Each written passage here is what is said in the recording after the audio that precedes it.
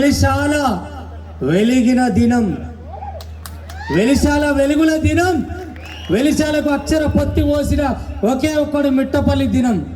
అందుకని మా అల్లునికి అభివాదం చేస్తూ, నిజంగా నేను మామ వెలిశాల కోసం నేను పాట రాసిన ఒక్కొక్క మాట రాయి అన్నాడు. మీరు విన్నదో లేదో ఇప్పుడు వినిపిస్తా. ఆత్మగల్ల పాటకు అరుదైన గౌరవం, త్యాగాల నేలలో రాగాలు పలికించి నెత్తుడి సాలలో పదాలు విత్తుల నాటి పాటల రాసులు పండించి గాయాల నుంచి గేయాలను పుట్టించి పాటల మాంత్రికుడు మా మిట్టపల్లి సురేందర్, మా అల్లుడు వెలిశాలకు పోసిన అక్షరాల పొత్తిని మీ ముందు వినిపిస్తున్నా. నాటి పాపపు పాలకుడు చూపుల్లో నలిగి ఆంక్షల హద్దుల్లో మొద్దుల్లా మగిలి ఊరి పొలిమెర స్తూపాల వనమై నెలకు దినమై దినదినము దీపమైపోతున్న బతుకులు, కాకీల పహారా కన్నీటి సహారా తూటాల మోతలు తూర్పున ఎర్రని జెండలు. ఇది నాటి వెలిశాల పరిస్థితి. అగో సరిగ్గా అప్పుడే మన మిట్టపల్లి సురేందర్ తన అమ్మమ్మ ఊరైన పక్క ఊరు వెలిశాలను గుండె కద్దుకున్నాడు. తన గోసు రాసుకున్నాడు. భయంగా భయపడుతున్న యాళ్ళ మిట్టపల్లి వెలిశాలకు అక్షర అంకురార్పణ చేసిండు. గర్జన గొంతు నుంచి 20 ఏళ్ల నాడి పోరు పాటకు పట్టాభిషేకం చేసిండ్రు. మళ్ళా ఆ వీరగాథను యాది చేసుకుంటా, నాటి స్థితిగతులను ఆ పాటతో తిరగబోసుకుంటా పాటమ్మకు నిండు ఒడి బియ్యం నింపుతున్నారు ఆ ఊరి పెద్దలు, ఈ వెలిశాల ప్రజలు. ఈ వేదిక సాక్షిగా తల్లి నా పల్లె వెలిశాల నేల అనుకుంటా అల్లుడు మిట్టపల్లి రాసిన పాటకు పట్టాభిషేకం చేస్తున్నారు. మేధావులు, కవులు, కళాకారులు కలిసి వచ్చిన యాళ్ళ చెప్పుకునేది ఏంటంటే, దినదినము దీనమై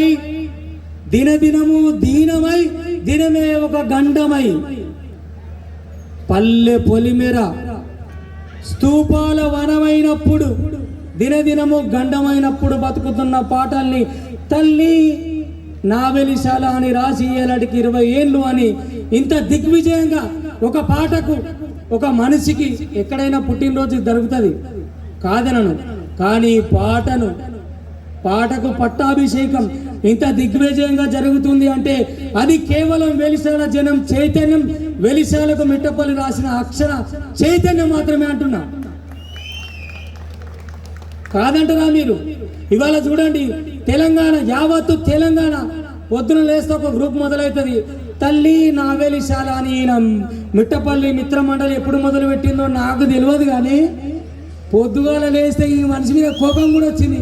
నీ లొల్లిపాడు ఆ వెలిశాలను చూడకపోతుంది, ఆ వెలేసిన శాలను చూడకపోతుంది, కానీ పొద్దుగాల లేస్తే పాఠశాల ఎక్క పాట అయిన పడుతుంది, వెలిశాల పాట అయిన పడుతుంది. తెలంగాణ అంతా ఒక్క మీ ఊరు కాదు, ఆ ఒక్కదానికి కారణం ఎవరో తెలుసా? ఈ మిట్టపల్లి సురేందర్. ఈయన 20 ఏళ్ళ నాడు ఎప్పుడు పాట రాసిండో నాకు తెలియదు. మా ప్రకాశ్ అని ఇందాక చెప్తున్నాడు సార్, ఇందాక అద్భుతం. అంతకు మించి ఉస్మానియా యూనివర్సిటీలో ఆయన సాహిత్యం కోసం మాట్లాడుతున్నప్పుడు కాసిం సారు ఆయన గురించి మనం మాట్లాడలేము. సురేందర్ అనే లేట్ ఎందుకు వచ్చినా అని చెప్తున్నాడు అంటే, అట్లాంటి మహానుభావుడు కాసిం సార్. ఈయన వీళ్ళు త్యాగాల సంతకం, మరణాల ఇట్లా లెక్క పెట్టుకుంటా పోతే ఈ ఊరికి ఇంత చరిత్ర ఉన్నది. ఈ ఊరోళ్ళకే, ఈ ఊరికి ఈ అర్ధమరాత్రి ఇట్లాంటి సీతాకోక చిలుకల మధ్య కరెంటు మధ్యలో చెప్పుకుంటున్నాం అంటే ఇంతకంటే ఏం కావాలా? 20 ఏళ్ళ ఘన చరిత్ర. కిరీటాలు మీ నెత్తులో మీరే పెట్టుకోండి, సురేందర్కి పెట్టకండి.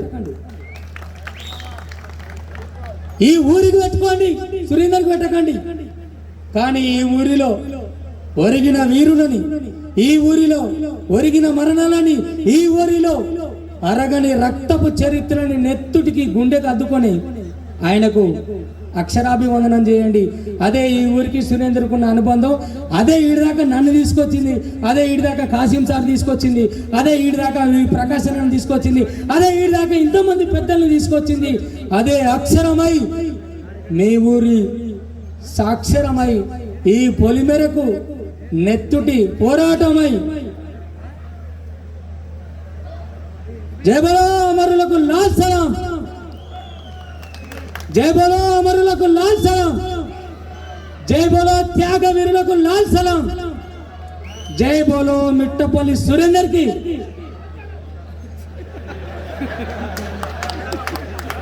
అక్షరాలు కండి.